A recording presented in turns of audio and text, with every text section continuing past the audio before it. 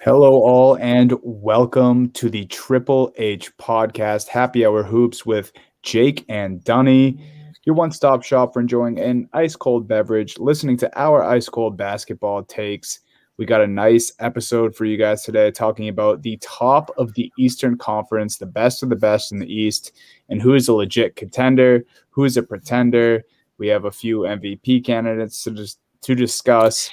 But before we do all that, you guys know that Trainwreck Sports and Happy Hour Hoops is brought to you by Manscaped. But what you may not know is that Manscaped is dedicated to helping you level up your full body grooming game with their Perfect Package 3.0 kit. What is in the 3.0 kit? It comes with the Essential Lawnmower 3.0, waterproof, cordless body trimmer, and a ton of other liquid formulations to round out your grooming routine. So head over to Manscaped, guys. Use the code word TRAINWRECK at checkout, and you will receive 20% off with free shipping. That's TRAINWRECK at checkout. Let's talk some basketball, Jake. Let's get it. So we're here to talk about our Eastern Conference contenders. We're checking in with them. You know, we're coming around last quarter of the season, last little bit, checking in, see where these teams are. Who are we looking at going into the playoffs? Who are we looking at for futures going into the playoffs? So we're starting with the East tonight just because we're recording here Thursday night. We've got some big games in the East, and we'll get to those later on the show here tonight. But we're going to start off with, the favorite to win the NBA title, the favorite to win the Eastern Conference. It is the Brooklyn Nets. Unheard of. We haven't seen all three of these guys on the court more than like 10 games, but there's your NBA title favorite, currently second place in the East. They're just looking good this year right now. We haven't seen Kevin Durant in the last couple games. He had come back from his injury, now has a thigh contusion. James Harden might not be back to the playoffs without his hamstring injury there. So are the injuries going to derail this team, Dunny? Like, what should we expect from them coming forward? It's been a whirlwind, honestly. Yeah, I mean, I don't know. It's so weird just to get a grasp of this team because it was already hard enough just to picture this star-studded trio that they have. Like, that was already hard enough when the trade was made, and we did see limited time where all three of them played together. But I feel like it's been so long. But as you mentioned, they're still finding a way to get it done. Second in the entire league in points per game. You know, they're still top 5 in three-point percentage, still getting a whole bunch of assists no matter who's playing. So, you know, I think they'll be fine to figure out the regular season because they already have a great record, as you mentioned, second in the Eastern Conference. Kyrie has shown that he can do it, you know, pretty much any night by himself. I'm worried about the playoffs, though. I'm worried if they end up having a tough, you know, first round matchup, whether it's, you know, a team like the Miami Heat or Boston Celtics. Like, I don't know. I mean, as much as it would be a revenge series for the Boston Celtics, you know, Kyrie kind of just versus the team that he abandoned, I think it'd be tough whether there was, you know, that drama involved anyway. Of course, Kyrie, you know, he's averaging nearly 30 points a game. He's shooting a great three-point percentage, but I don't know. It's going to be tough to take down the juggernauts in the East by his lonesome. So you hope that Harden and KD are ready to go. And I mean, you had a note here. What if KD has nagging injuries throughout the playoffs? Then what? I'm worried if it's just Kyrie. And it is just tough to – I mean, like you said, we just haven't seen them together enough. It's kind of hard to grasp them and call them the favorite, even though looking at them on paper, they obviously are. It's just super hard to dissect. Bro, it's so weird. It's just weird, like, seeing them as, like, a 110 favorite to win the East. It's like we don't even know what this basketball team is yet. Like, I think we all have an idea of what it should look like in our heads, but it's not, like – it's been so strange to, like, try to assess them this whole season because we haven't seen them all together at full power. We have, and not even thinking about the three superstars, we haven't seen them all together with the addition of Blake Griffin or any of these guys either. Like, who knows what this team, like, what do they want to do? You know what I mean? Like, coming forward, like, out of this, going into the playoffs, like, what do they want to look like? Who is going to be in the rotation? it's just there's so many unanswered questions for a team that we're just supposed to expect to be the favorite. Like last year, the Lakers were the favorite the whole year, and we knew what they were going to be coming playoff time. Like there was no question in our minds what we were going to get out of it. So with this Nets team, it's just like we're still like banking. I mean, these three superstars, we should be banking on shit. Like honestly, like they've have it proven enough for us, except James Harden in the playoffs. But like Kyrie and KD have proven it over and over again in these playoff scenarios. That they can pull through in these kind of situations. So it's just we all know, like we've played with it on 2K and seen it just work out, but like what's it gonna actually look out like? Our boy Wake here is asking about the Pelicans here. The Pelicans, they're not very much hanging strong in that play-in race. They also lost to the Brooklyn Nets the other night, so I'm sorry, Wake, that we don't have much positive. Zion though, Zion been killing it. And Steve just says, let's go Suns, which we'll get into later. I think that was a shot at you there, Dunny. Going forward. I think just a little shot at Dunny there for our game later. All right, so right now, the Brooklyn Nets -110 to win the NBA Finals, or to win the East, plus 250 to win the NBA Finals. Would you take that right now? Would you take Brooklyn or would you take the field? Win the East or the Finals? I don't know if I put money on them to win the East because you said that's the -110, right? Mm-hmm. Yeah, I don't know. I'd stay away from that, especially with the way KD and Harden look right now. But I mean, if you want to, you got to like the plus money, and obviously, if these three guys are healthy, I mean, everyone's been saying it all year long. There's really no excuse if all three of these guys are on the court. Literally, the only excuse was if there's injuries, and that's exactly what we're seeing. So I like the to win the finals odds, but I do not, Would you take that right now though? Would you like if you were told that you could only pick Brooklyn or any other team in the NBA? Would you take the Brooklyn Nets? No. Okay. All right. That's where I'm at too. And we'll get into it. I already have a future since the beginning of the season for the Celtics to win the championship. All right. Well, there you go. That's fair. Sorry. Let's get into the next two teams here. These two teams play there as of this recording. They play later tonight in about an hour and on Saturday afternoon as well. The Milwaukee Bucks and the Philadelphia 76ers. Let's start off with the Sixers. Dunny, you weren't able to make it last night, but on Trainwreck 200, I made my controversial proclamation, made my NBA Finals pick, my NBA champion and to win the Eastern Conference. Ooh. At plus 1,000 currently to win the title and plus 375 to win the Eastern Conference, the Philadelphia 76ers. Wow. I pulled the trigger. I'm putting all my chips in right now. And I had to do it. I was like 200. I was like, really? We haven't been here for much else. I can't really like, everybody's getting like very emotional. Like, oh, we've been doing all this shit. And I'm like, yo, me and Donnie been here since like, January. We can't really be talking about much. So I was like, you know what? I'm going to just pull out. I'm going to pull out the big guns. I was waiting on it, waiting to see when I was going to do it. But yeah, I'm all in on Sixers to win the title. So I just want to leave you with that and see where you think. That's why I was so talking nonchalant about the Brooklyn Nets. I was like, I got to come in with this hammer with the Sixers. That is what are your thoughts, Donnie? I mean, it's tough to argue right now, Jake. It really is. You and just the Sixers performing alone have swung me a bit on this team. I mean, I feel like me hating them as a Celtics fan, obviously that's going to be expected, but also like just their performance in the last 3-4 years in the playoffs and regular season, I feel like they've been underwhelming for the talent they have. But this year, they've done the right things. They brought in Doc Rivers, who's a winning head coach. He somehow gets the absolute best out of Tobias Harris, who they also got some slander for, giving Harris a big contract, and now he's performing at an elite level. And then all the rotation guys are clicking in. The way this team is crafted and the rotation guys play, it's shaped to win a championship. So I don't fault you for that. That very well could happen. And I think right now, if we're talking about what we just talked about with the Brooklyn Nets, this is a better bet. This is a better bet to take Philly. I mean, they're first in the East for a reason. Joel Embiid declared himself the MVP today in an interview with Shams. So, I don't think that's that crazy of a move.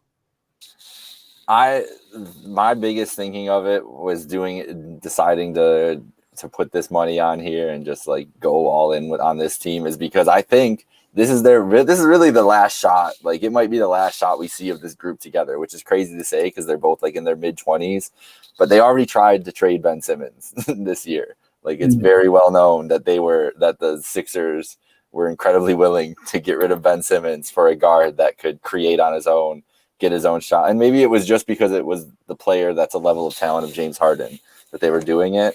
But are you telling me that if the Wizards decide like Bradley Beal's up for, up this summer, like maybe they start making calls, that the Sixers aren't going to throw in another Ben Simmons offer for Bradley Beal or somebody like that?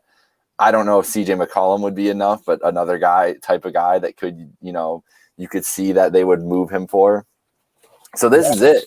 This is the shot. If this team is going to work the way that they're built currently, I think if they lose this, especially if they lose early in the playoffs this year, we're not seeing the same Philadelphia 76ers next year. So I'm going all in on it. I'm thinking maybe Doc is the one to pull it together, at least to come out of the East, and we'll get into the West next week and because that's the West is confusing as the East is. The West could go. Who knows the fuck could happen in the West. But the Sixers, I think, are just the most solid, well-rounded out of these teams. They're definitely not the most proven, but you got to get proven at some point. So why not now? Yeah, and I agree. And even more so where we could see this team being different next year and why this could be their last run at it is I just don't think they're going to get all these veterans and rotation guys to, come back too. And it seems to me this year, guys like Seth Curry, Danny Green, Dwight Howard hasn't made as much of an impact as I thought he would, but Tobias Harris, I feel like those are all guys that could be on the move this offseason too and are just so crucial to this team right now and the success they've been having. So, I mean, even if it isn't a Simmons trade or, an Embiid and Simmons not working out, if they come up short, if they come up just short, you have to think a guy like Danny Green, I mean, he's been on the move the last 5-6 seasons ever since he left San Antonio. He's always jumping to a new team. I mean, everyone needs a sharpshooter.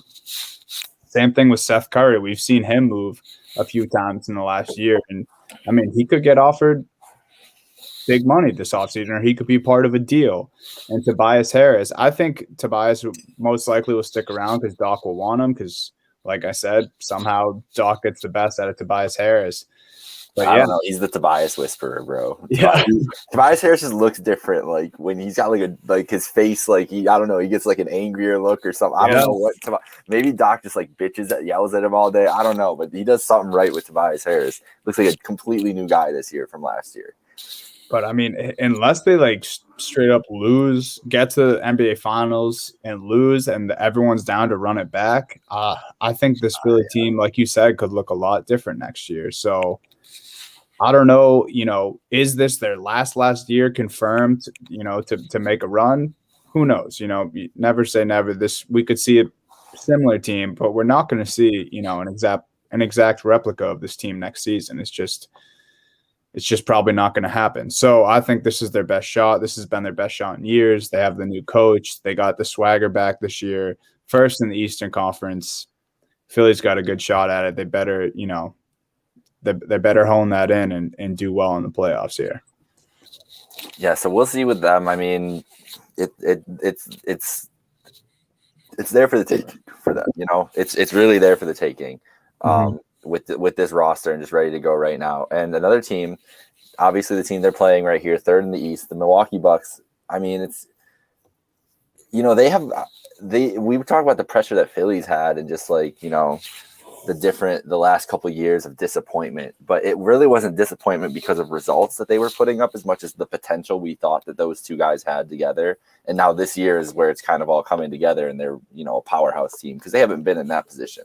The Milwaukee Bucks the last 2 years have been the regular season powerhouse of the team. They have dominated the league during the regular season both years, made it to the Eastern Conference Finals 2 years ago and got beat down by Kawhi, and Giannis just looked lost in that series offensively. And then last year, I mean, the bubble, I think, is clearly just been an anomaly for a lot of reasons. I think we figured that out. It was just not the same environment as a regular NBA game, and the Miami Heat took advantage of that. I don't think the Miami Heat are as good as they appeared in last year's bubble, and I think that was just a very unique situation to allow them to get one over on Milwaukee, and just like the perfect matchup, which we'll get into the matchups here in a little bit when we talk about the rest of the East after this. So honestly, the window is open as long as Giannis is playing like he is. Like Giannis could be MVP again this year. It's just not going to happen because he's won the last 2 years. He's playing that well. This team has looked that good. They've just taken the regular season less seriously this year for the first time because they know that they can dominate in the regular season. They're getting ready for the playoffs. Like that's what they care about. So do you see a world where the Milwaukee Bucks break through? Is Jrue Holiday and the changes that they've made this year enough to get them through the Eastern Conference? For me, it's a no. It's still and for that, I'm out. No, I don't know, dude. It is one. You make a great point. Giannis it's kind of shocking that he's just not even in the talks at all for MVP when his numbers are almost like identical. It's literally the same as the last 2 years. Everyone's just like, no, like I don't even want to talk. It's like are you kidding me? Get the fuck out of here. With the Warriors 10 seed, like that gets all the love, and Giannis is just like, okay, like, and we say 35 and 22. Like it's not even like they're only 3.5 games back out of the 1 seed. I know we're talking about them like having a disappointing regular season for Coach Bud and the Bucks team, and they're still like in such a great place. But I don't know. I guess to segue on that last point is just Giannis can dominate the regular season. This Bucks team can dominate the regular season. We've seen it. We're seeing it again. We're seeing Jrue Holiday. He turned out being a great addition. I just don't know. I think the Bucks are going to have a similar problem. It just seems like teams can't figure out Giannis in the regular season because, he's playing different teams every week and he's seeing different matchups and teams have to prepare on the fly. In the playoffs, that's not the case. If you go up against, I'll bring it back to the Miami Heat and the Boston Celtics. I think these are two teams that the top tier teams in the East don't want to see in a first round matchup if that's going to be the case. If they fall to the bottom and that's the way the matchups work, two great coach teams in Spoelstra and Brad Stevens, and they can string together a defensive game plan to slow down Giannis. We've seen it. We saw it last year in the playoffs. We've seen it in the playoffs with Giannis against the Celtics. It's just he's an unbelievable regular season talent. He's an unbelievable playoff talent too, but I think his weakness is people can throw together team defensive plans to slow him down, and that's because we've talked about his shot creating, and his outside shot kind of just puts him at a disadvantage sometimes. And even though he has shooters around them, it really hasn't worked in their favor in the playoffs. Yeah. Bro, but I don't know. Chris Middleton might just be cold now. Like maybe Chris Middleton might just be that dude. I'm not gonna lie. I was watching. This is a very recency bias take here, but watching that overtime game the other night between them and Phoenix, and it was Chris Middleton going shot for shot with Chris Paul and Devin Booker, and I didn't know if he'd be able to do that. But every big shot that Milwaukee needed down the stretch, they gave the ball to Middleton. And I mean, even in overtime, Giannis wasn't even in there, and it was just Chris Middleton to death. And so if he has that level in the playoffs, which we haven't seen yet, that's different. I mean, that's what can set them apart, because that, I mean, that's always gonna be my belief. You know that by now. Like, you need that one guy that can go get his own shot. That's my worry with Philly. And that's been my worry with Milwaukee all along. So Chris Middleton has just taken that step up. And, maybe it's because of Jrue Holiday being next to him too. It alleviates a little bit of pressure of him on the defensive end, having that kind of guy next to him rather than George Hill, who can't even get minutes with the Sixers right now. Like, so how much nicer must it feel for Chris Middleton to have Jrue Holiday next to him in the backcourt? Like that, it must be a big relief for him. So if that guy can just go off offensively too, that gives them another trajectory. All right. So, but quick before we go to the last 4 teams in the East here that we're going to talk about, Giannis or Embiid, who do you think's more like? Who would you rather have, and who is more likely to carry their team for the finals? Right now, Embiid. I mean, Embiid's playing at a different level. He didn't self-declare himself for MVP for no reason. He can do it all, and he lives at the free throw line, dude. Like we've seen this in the past with James Harden and other explosive guards who can get to the free throw line 15, 16 times a game. I can't remember the last time I saw a center with, Embiid's size just live at the line as much as he does. Yeah. And so many attempts, and he's a good free throw shooter. It's not like we're sending Shaq to the line here where he's shooting like 41%. Yeah. Embiid's, 70, 80% in that range, and he's making his shots, and he can go for 40 any given night. I think he has a better outside jumper than Giannis. And they're, like I said, first in the East for a reason. I got to go with Embiid here. I think, and if we're comparing the teams here, if we see a Bucks Sixers matchup in the playoffs, who like Brook Lopez is not containing Joel Embiid. It's the only guy that can even come close to helping guard Embiid is Giannis. Honestly, that's the only dude that can match up. I don't know if they want to expend all Giannis's energy. Exactly. Fouls. Giannis isn't great at controlling his fouls. Like he fouls out of games, not often, but like more than the regular superstar. Yeah. Well, yeah, I'm going with Embiid. I'm going with JoJo too, but that's just because I picked Philly to win the title already. So I just got to double down on this. When they lose in the Eastern Conference semis, I might just be retiring from podcasting that day. But all right, so quick before we go on to our game previews here for the night's games, I'm going to give you this: the Celtics, the Hawks, the Heat, and the Knicks.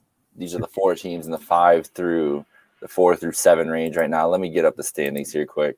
I had the Brooklyn Nets schedule up right there. All right, the New York Knicks currently in 4th place, Atlanta in 5th, your Boston Celtics in 6th, and the Miami Heat in 7th. So I asked you, Dunny, to rank the teams in order what you think that one of these teams can make a run and give a quick reason why. So give me your 1 through 4 and give me your reasons why here.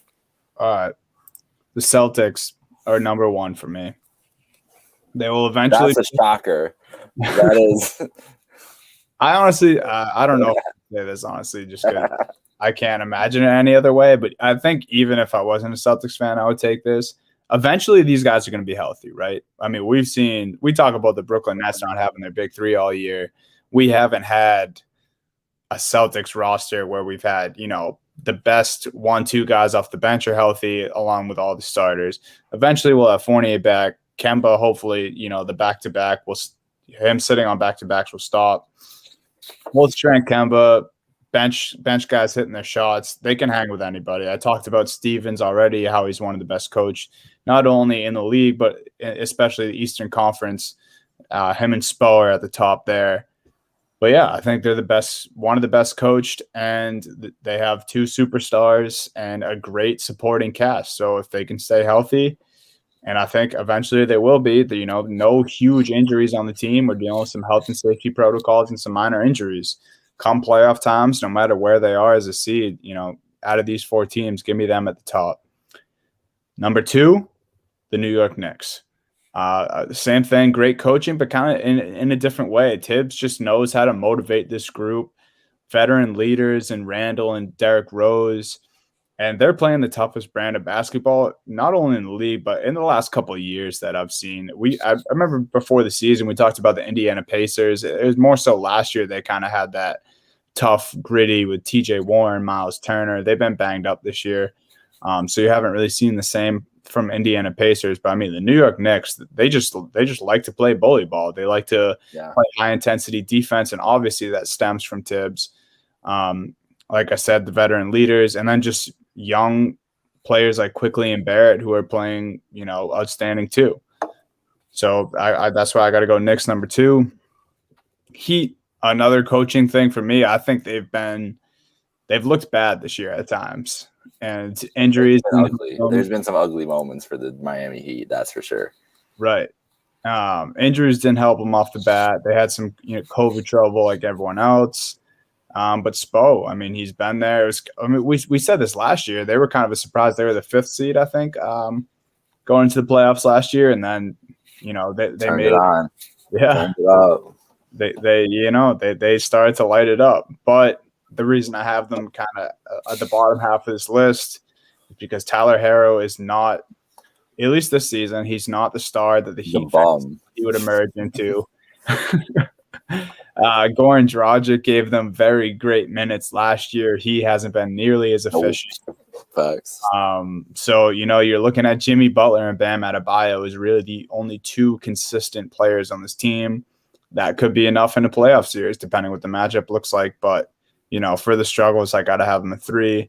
And then the Atlanta Hawks experience, I got to put them last on this list. And then, of course, Trae Young's ankle injury that he suffered last night. Who knows? He went to Twitter, I think, not too long after he left the game last night and said he'll be back soon. Like, God's on his side. So, we're seeing some positivity from Trae, but even so, I mean, you've said it before. You're not too high on this Hawks team. I think they're very talented offensively. And the only, I guess I will give a positive is Clint Capella needs more love because that dude is just a walking stat line.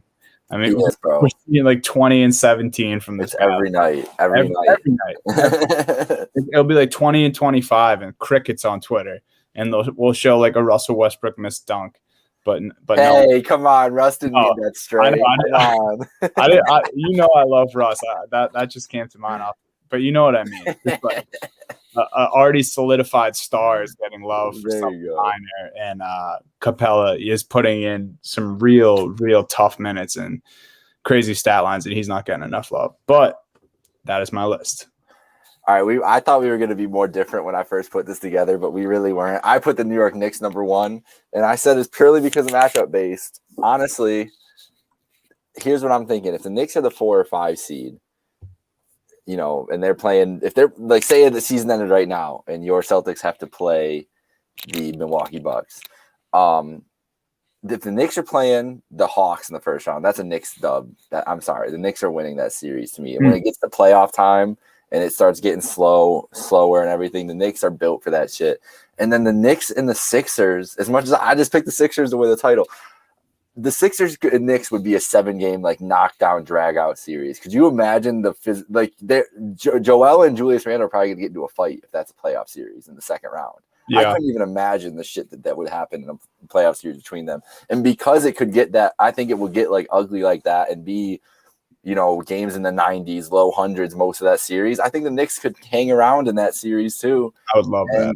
And, that's where I see if they're playing the Sixers, I think that's the best possible matchup for the Knicks, and that's why I put it in there.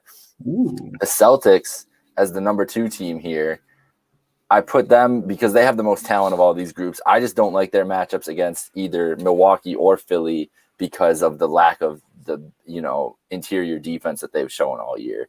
I think Giannis and Embiid just eat for 4 games. It's going to be tough to see that. But the superstars, if the superstars come out to play and they're both clicking and both healthy, there's no other team of these groups that can match up with that. I'll go with the Miami Heat third too. Same thing as you. Too many injuries this year. Spo's too good, but guys like Tyler Hero, who's a bum, and Duncan Robinson, Goran Dragic, those kind of guys have been not as good as last year, especially not as good when they were in the bubble when they were cooking. We talked about it. No fans in the same team all the time. That's a shooter's paradise. It's back to reality for the Miami Heat. Exactly, especially with fans starting to come in now and everything too. Like it's different now. And then the Hawks last because I don't like the Hawks that much and Trae Young's hurt. So I almost wrote on our doc here, I almost wrote just nah, but I was like, that's just too disrespectful. Like I gotta give at least a reason. But that was my initial reaction was just nah. I just don't see it for the Hawks. For the record, I had the Miami Heat last, and then I remembered that Eric Spoelstra was their coach, and I was like, okay, that's fair. I can't do that to Spo. I can't do it to him. All right, so that's gonna wrap it up for our pod version here. Follow us at Happy Hour Hoops 1. Follow at Trainwreck Sports. Give us 5 stars. All that shit. We go through the spiel. You hear on every other podcast. Do it for us, please. We appreciate it. Let's get into the previews. We've got games here. We got about 5 minutes left before we're hopping off for Crossing Swords pregame. But let's get into it. Your Boston Celtics. I realize that we've also have two docs going different, and that's why you didn't see my other games popping up. But we both got the Boston Celtics written down here versus the Phoenix Suns as our first game. Suns currently 1.5-point favorites, even though they're coming off a back-to-back win last night against the Philadelphia 76ers with that crazy ass shot by Embiid that I thought was going all the way down. And the Celtics looking to bounce back. You know, they had a nice West Coast road trip, and then just like the Celtics all year, of course, have to go fuck it up and lay an egg against Chicago on Monday. So how you feeling about this? You think they cover that 1.5 on the back-to-back against the Suns? Yeah, I thought even if it was a back-to-back, I thought, the spread would be a little more in the Celtics' favor. Missing Jaylen Brown, Robert Williams still out, and Evan Fournier. I'm still going to bet on the Celtics, of course. But, what's enticing me in this game is we got Tatum and Book, both averaging 20 a game. I expect a similar style of play than we saw from the Celtics against the Warriors last Saturday night, where Tatum was basically just matching Steph's buckets. That's what he's going to need to do tonight. Let's see it. That was a show. Let's get a show tonight. I think that's going to. If Tatum's on, that's what's going to go down. And I guess the only thing that worries me is, they say Kemba Walker's available, so and he's coming off a non-COVID illness. I don't know what kind of game shape he's going to be in. I don't know if he's going to get full minutes. So that makes me worry that a Chris Paul takeover could happen, because that kind of happened against Philly last night. He's been doing that his whole career. If we see extended minutes of Tremont Waters or Peyton Pritchard on Chris Paul, it's game. You don't want that.